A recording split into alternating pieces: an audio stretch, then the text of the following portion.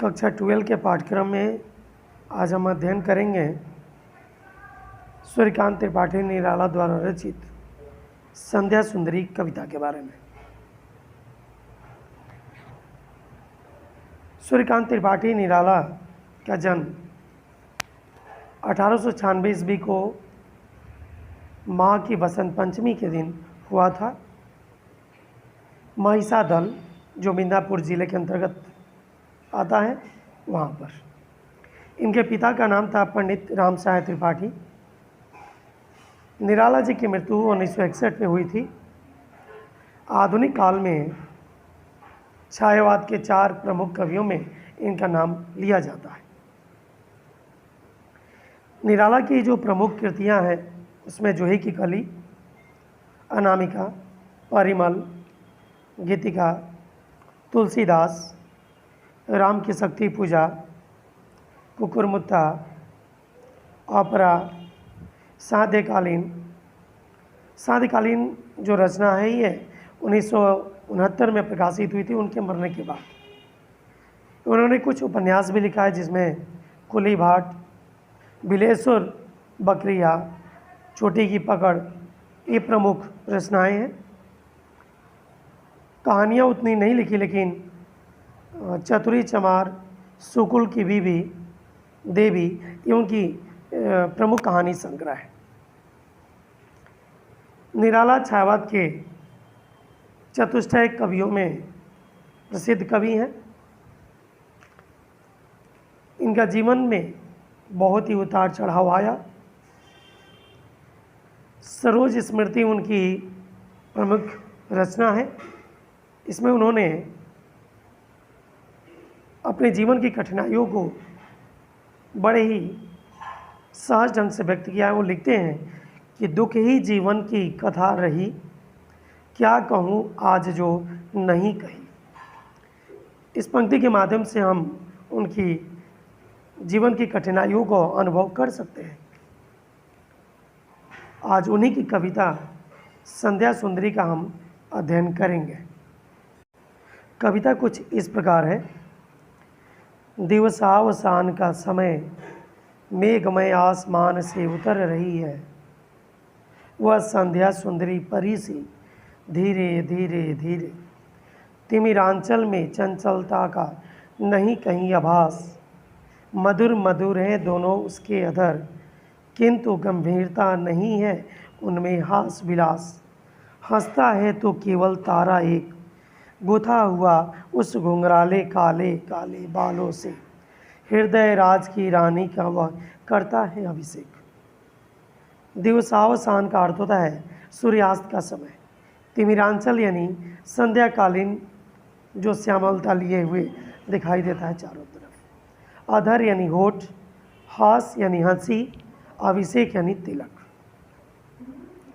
निराला जी कहते हैं कि दिन समाप्त होने वाला है, अर्थात दिन का अब अंत हो चला है।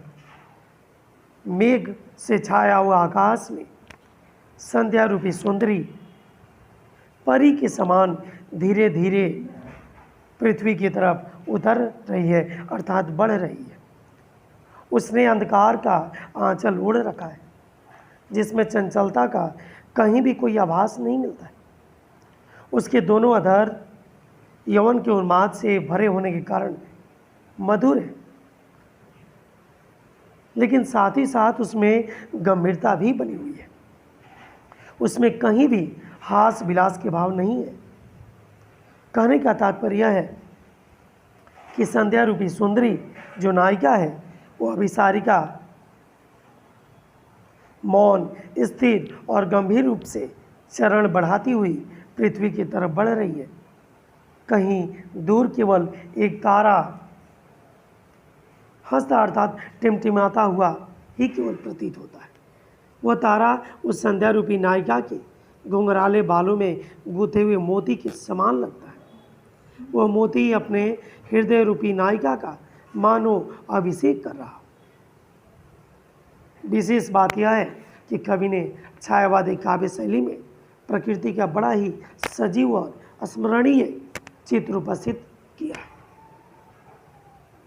आगे की पंक्ति, अलसता की सी लता, किंतु कोमलता की वह कली, सखी निर्वता के कंधे पर डाले बाँ, छाँ सी अंबर पथ से चली। नहीं बजता उसके हाथों में कोई वीणा, नहीं होता कोई अनुराग राग अलाप, नुपुरों में भी रुनझुन नहीं, सिर्फ एक अव्यक्त शब्द सा चुप चुप चुप है गूंज रहा सब कहीं व्योम मंडल में जगती तल में। अलसता का अर्थ होता है आलस से भरा होना, निर्वता यानी शांत सुनसान, अंबर पथ यानी आकाश मार्ग से, अनुराग यानी प्रेम, आलाप यानी ध्वनि, नुपुर यानी पायल। कभी संध्या रूपी सुंदरी के मोहक और मादक रूप को अभिव्यक्त करते हुए कहते हैं कि वह संध्या रूपी सुंदरी आलस्य और मसी से भरी हुई लता के समान और कोमलता में कली के समान है। वो अपनी सखी निर्वता के कंधे पर अपने हाथों को, अपने बाहों को रख कर डालकर छाया के समान आकाश पथ से चुपचाप चली आ रही है। संध्या के समय वीणा के स्वर मंद पड़ जाते हैं, इसलिए संध्या रूपी जो नायिका है उसके हाथ से वीणा भी नहीं बज रहे हैं, वीणा की कोई आवाज़ भी नहीं है और न ही वह अनुराग भरा कोई वार्तालाप आलाप कर रही है।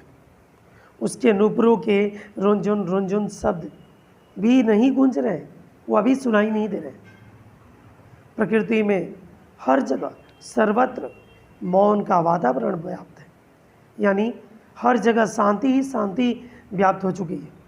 केवल एक अव्यक्त शब्द चुप चुप की ध्वनि जो है वही केवल गूंज रही है, अर्थात हर जगह शांति ही शांति है, एकदम चुप है, सूनापन है।